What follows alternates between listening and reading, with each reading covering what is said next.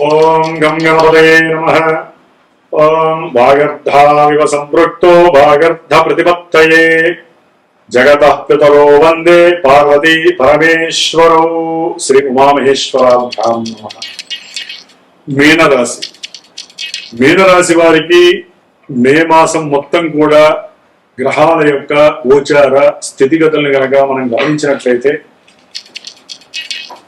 ముఖ్యంగా మీనరాశిలో ఉన్నటువంటి శని భగవానుడు ఏలినాటి శని దోషాన్ని, 12వ స్థానంలో ఉన్నటువంటి రాహువు ఎన్నో రకాలైనటువంటి ఇబ్బందులను కలగజేస్తూ, ఈ మాయా ప్రపంచంలో మీరు ఎదుర్కోలేనటువంటి ఎన్నో మాయల్ని పరిచయం చేస్తూ, మీ దగ్గర ఉన్నటువంటి డబ్బుని కూడా, బ్యాంకులో ఉన్న డబ్బును కూడా పుష్కాయి చేసేటటువంటి పరిస్థితి రాహు వల్లే కలుగుతాం.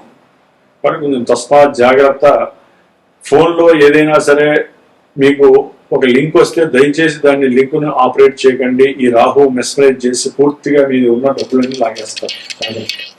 ఆల్రెడీ ఇంట్లో కూర్చున్న శని భగవానుడే ఎన్నో కర్మదోషాలతో పాటుగా రాహు కూడా మిమ్మల్ని వెంబడిస్తున్నాడు. జాగ్రత్త. దాని తోడు మే 10 వరకు కూడా కుజుడు మీ యొక్క జన్మరాశిలో ఉండడం ద్వారా ఆరోగ్యపరంగా మీరు అనుభవించే స్థితిగతి ఇంకెవరో అనుభవించరేమో అనిపిస్తుంది. అది ఎన్ని రకాలంటే, ఇంకా ఆరోగ్యం అంటే మన శరీరంలో ఎన్నో అవయవాలు ఉన్నాయి, ఏదో అవయవాన్ని ఇబ్బంది పెడుతూనే ఉంటారు ఆ శని కుజులు. దీర్ఘకాలికమైనటువంటి అనారోగ్యాన్ని ఇచ్చేవాళ్ళు ఈ శని కుజులు. ఓ పట్టాన్ని తగ్గించరు. సరే, మే 10 తర్వాత కుజుడు స్వక్షేత్రంలోకి వెళ్తున్నాడు. 2వ స్థానం అంటే కుటుంబంలో గొడవలను సృష్టిస్తాడు. ఆర్థికపరమైనటువంటి ఇబ్బందుల్ని, తండ్రితో కుటుంబపరమైన సమస్యలు. అయితే ఏంటంటే, కాస్త స్వార్జితంగా మీరు కొంత కోరికలు నెరవేర్చుకునేటటువంటి ధనాన్ని కష్టపడి సంపాదించుకుంటారు. జాగ్రత్త పడతారు. మంచి ప్రణాళికలు, కాస్త ఆవేశం ఉంటుంది, తగ్గించుకోండి. ఆలోచనలు పెంచుకోండి. అట్లాగే వీరి యొక్క ప్రేమపూరితమైనటువంటి వ్యవహారాల యందు కుటుంబంలో కొన్ని గొడవలు జరిగే అవకాశాలు ఉంటాయి. ఆకస్మికంగా ధనాన్ని ఖర్చు పెట్టే పరిస్థితులు, లేనిపోని కేసుల్లో ఇరుక్కోవడం ద్వారా కోర్టుల్ని, పోలీస్ స్టేషన్ని సందర్శించే అభాగ్యము కలుగుతుంది ఈ యొక్క మీనరాశి వారికి. ముందు చూస్తే కుజుడు మే 10 నుంచి, వెనక చూస్తే రాహువు, మీ ఇంట్లో శని.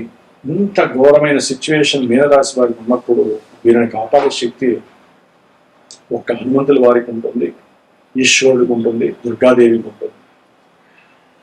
మరి ఈ మీనరాశి వారికి సూర్య భగవానుడు అదే ద్వితీయంలో ఉండి, ఆయన కూడా సేమ్ ఫార్ములాతో ఉద్యోగపరంగా మే 14 వరకు వీరికి ఎన్నో రకాల సమస్యల్ని, ఆర్థికపరమైనటువంటి నష్టాన్ని కలుగజేస్తాడు. ఉద్యోగానికి పరమైనటువంటి సమస్యలు. కొంతమందికి ఉద్యోగం పోవటం, దాని ద్వారా నష్టం కలగడం. కొంతమందికి ఉద్యోగంలో వీరికి ఏదో ఇబ్బంది కలగడం, లేదా ట్రాన్స్ఫర్స్ కావడం, కుటుంబం నుంచి దూరం కాకుండా ఉండడం కోసం డబ్బులు ధారపోసినా సరే అక్కడే ఉండటానికి ప్రయత్నాలు చేయడం. ఈ విధంగా ధన నష్టం జరగడానికి ఎక్కువ అవకాశాలు ఉన్నాయని రాశారు.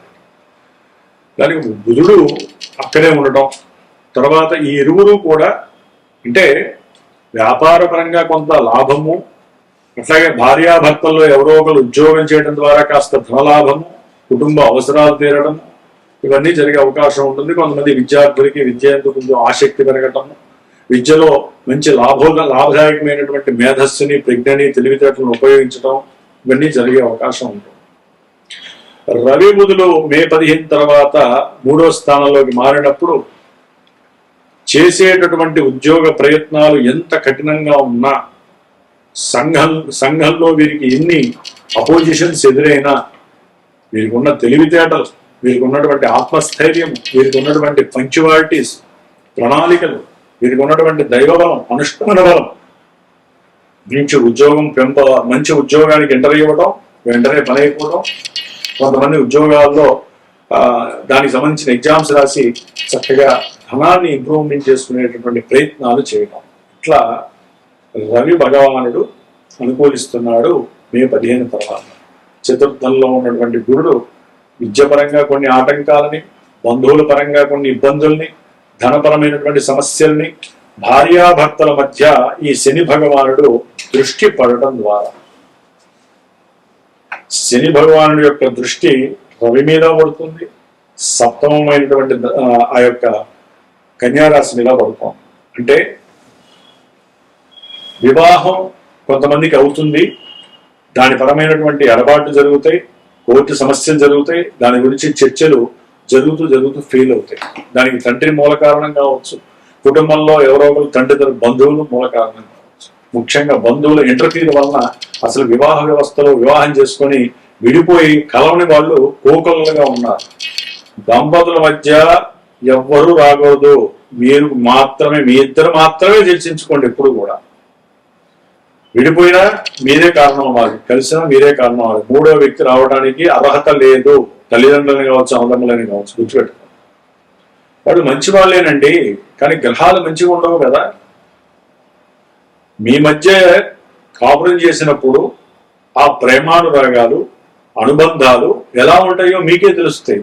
ఆ తల్లిదండ్రులకి ఈ తల్లిదండ్రులకి అన్నదమ్ములకి ఎట్లా తెలుస్తాయండి? బహుబంధుత్వాలే అంతే. పెళ్ళైన తర్వాత సంబంధం ఉండకూడదు ఎక్కువ.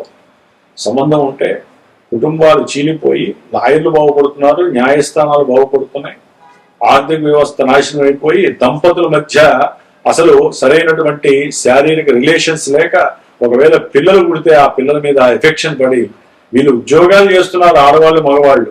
ఆ డబ్బు ఎందుకు పనికి వస్తుందో తెలియదు, ఆ డబ్బులు ఎవరికి పెడుతున్నారో తెలియదు. అసలు అంత సరైనటువంటి సిస్టమ్ లేక భార్యాభర్తల మధ్య ఎన్ని ఇబ్బందులు పడుతున్నాయి. ముఖ్యంగా మీనరాశి గారికి శని దృష్టి గురించి చెబుతున్నానండి. అందుకనే కొంతమందికి అయితే వివాహ ప్రయత్నాలు చేస్తారు, చక్కగా మాట్లాడుకుంటారు, ఫెయిల్ అయిపోతాయి. కొంతమందికి ధనపరంగా వివాహానికి కొన్ని మాటలు ముచ్చట్లు జరుగుతాయి, సమయానికి ఆ ధనం లేక వివాహాలు దూరం అయిపోయిన వాళ్ళు కొంతమంది ఉన్నారు. కాబట్టి ఇప్పుడున్న కాలమానంలో అయితే వీటితో సంబంధం లేకుండా వాళ్ళకి చక్కగా డబ్బులు ఉంటాయి, మంచి ఉద్యోగాలు వస్తాయి, మంచి ఉద్యోగాలు ఉంటాయి, ఇల్లులు ఉంటాయి, వాహనాలు ఉంటాయి, మంచి పరపతి ఉంటుంది, అన్నీ ఉంటాయి. వ్యాపారంలో కూడా మంచి లాభాలు ఉంటాయి, మంచి కుటుంబపరమైనటువంటి సపోర్ట్ ఉంటుంది. కానీ ఆడపిల్లలు ముందుకు రావట్లేదు వివాహానికి. ముఖ్యంగా పురుషులకి వివాహం కావట్లేదు, స్త్రీ ఆకర్షణ లేకపోవడం వల్ల. సరే, జాతకాల్లో సర్పదోషాలు ఉంటాయి, కుజదోషాలు ఉంటాయి, పునర్భూ దోషాలు ఉంటాయి, స్త్రీ శుక్రదోషాలు ఉంటాయి, పితృదోషాలు, ఎన్ని దోషాలు ఉన్నా సరే అవన్నీ పూజలు అయిపోతాయి, హోమాలు అయిపోతాయి, అభిషేకాలు అయిపోతాయి. ఇప్పటి వరకు అన్నీ చేసేసారు, కానీ సంబంధాలు వస్తే వెళ్ళిపోతాయి. సంబంధాలు పెళ్లి చేసుకుంటారు, విడిపోతున్నారు. ఇంకో పెళ్లి చేసుకున్నామంటే అసలు ఒక పెళ్లిగాకే అల్లాడుతుంటే రెండో పెళ్లికి మళ్ళీ ప్రయత్నంగా ఉంటారు.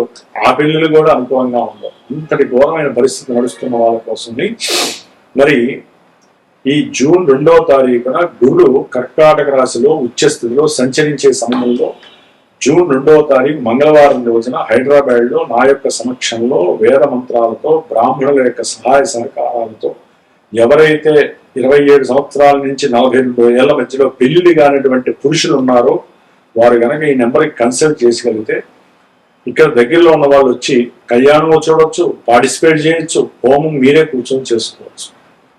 దూరంగా ఉన్న వాళ్ళకైతే నేను చేసి పెడతాను, వాళ్ళ యొక్క సంకల్పం చెప్పు. ఈ యొక్క కన్యా పాశుపత రుద్రహోమము ఎంత విశేషమైనదంటే రేపు పెళ్లి అయిన తర్వాత మీరు నాకు చెప్పాలి. సుబ్రహ్మణ్య కళ్యాణం వలన సర్పదోషాలు, కుదోషాలు తొలగిపోతాయి. కాబట్టి ఈ యొక్క మంచి సదవకాశాన్ని మీరు చక్కగా పార్టిసిపేట్ చేయండి. ఎందుకంటే మేము ఆ పూజలు చేసాం, ఈ పూజలు చేసాం. ఎందుకంటే జన్మజాతకము చాలా మందికి తెలియట్లేదండి. కొంతమంది ఫోన్లు చేసి గురువు గారు మాకు నష్టాలేం లేవండి, ఉన్నతలో కష్టాలన్నీ కూడా ఎదుర్కొని మేము బయటకు పడ్డామంటారు. బయట పడదు, ఆ దశలో అంతర్దశలు బయటపడేస్తాయి.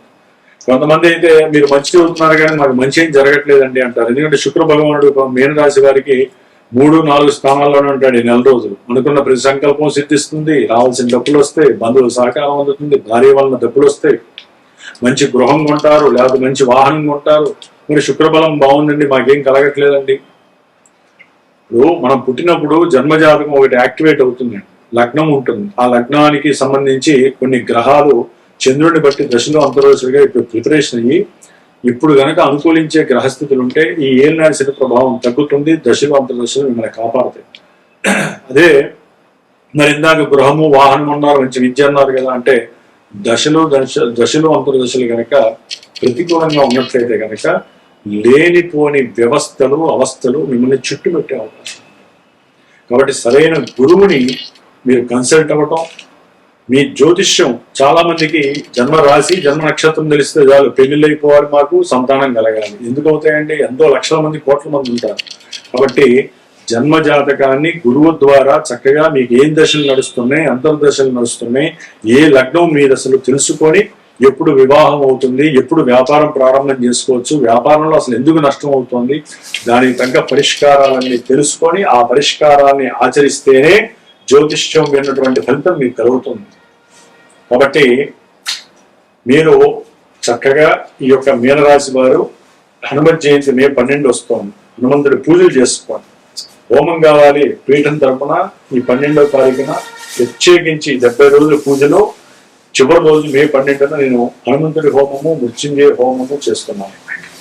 అట్లాగే ఇంకో శుభవార్త ఏంటంటే ఈ మీనరాశి వారికి శనిగ్రహ దోష ప్రభావం పోవటానికి మే 16వ తేదీన మంగళవారము అమావాస్య శనివారము మరి విశేషంగా ఈ యొక్క శని యొక్క పుట్టినరోజు శని జయంతి జరుగుతుంది. ఈ రోజున గనక అమావాస్య శనివారము ఎవరైతే శని యొక్క పూజలు కానీ అభిషేకాలు కానీ దానాదులు చేస్తే శని దోషాలు నిర్మాయం అయిపోతాయి. ప్రత్యేకించి కొంతమంది కోసం అడిగారని చెప్పి శని జయంతి రోజున మరి ప్రతి అమావాస్యకి నేను ఏదో ఒక పాశుపత హోమం చేస్తాను.